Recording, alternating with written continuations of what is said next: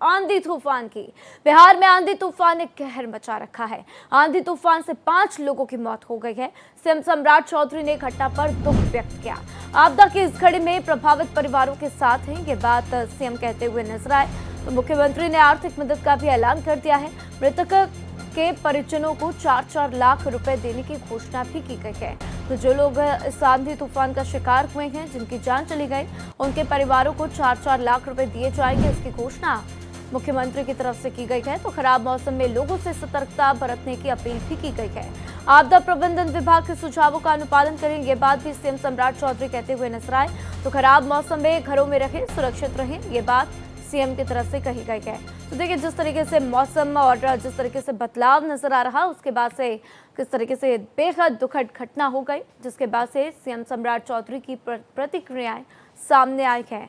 तो और इस खबर पर ज्यादा जानकारी के लिए आशुतोष पटना से मेरे साथ फोन लाइन पर जुड़ चुके हैं। सीधा उनका रुख करते हैं। आशुतोष, जिस तरीके से आंधी तूफान आया, कितने लोगों ने अपनी जान गंवाई है, और जिस तरीके से अब मुआवजे का ऐलान किया गया है, उसके बाद से परिजनों की क्या कुछ प्रतिक्रियाएं?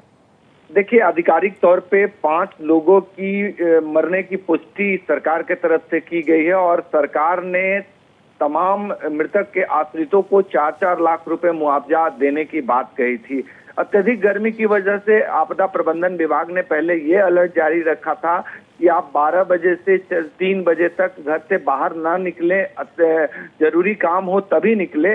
अचानक कल देर रात एक तूफान का शक्ल उत्तर बिहार में आया और उसके चपेट में कई जिले आ गए। खास करके हम अगर बात करें तो मुजफ्फरपुर, पश्चिम चंपारण, पूर्वी चंपारण, मुंगेर, इन जिलों में वेव का प्रभाव अधिक था, यानी आंधी तूफान काफी प्रभावकारी था और इसके चपेट में कई लोग आ गए। हालांकि कई लोगों को चोटें भी लगी है, कई पेड़ उखड़ गए हैं, कई टीन के जो सेज एस्बेस्टस के होते हैं वो उड़ गए हैं और इसी हादसे में आधिकारिक तौर पे 5 लोगों की मृत्यु हो गई है।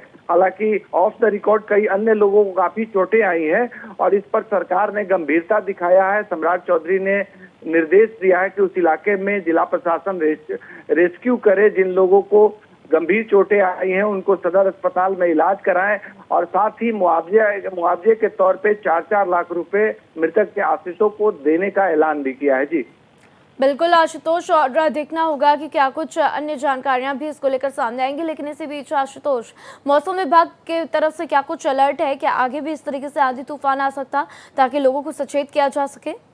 देखिए, पिछले 10 दिनों पे नजर डाले तो अत्यधिक गर्मी की वजह से कई बार हीट वेव का प्रभाव देखने को मिला है और मौसम विभाग का साफ तौर पे कहना है कि जब भी हीट वेव का प्रभाव होता है, बवंडर बनता है और इस तरह से आंधी तूफान की पूरी गुंजाइश होती है।